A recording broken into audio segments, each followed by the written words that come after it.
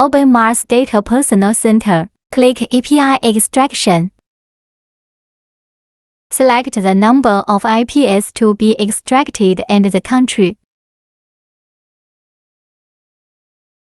Determine the proxy protocol, data format and delimiter.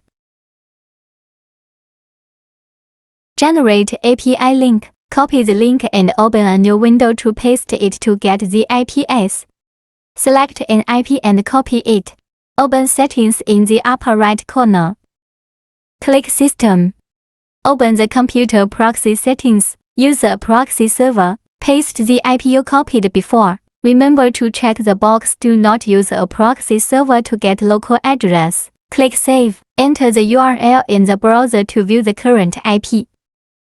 Obviously, this is the previously extracted iResidential IP. It means the proxy is successfully set up.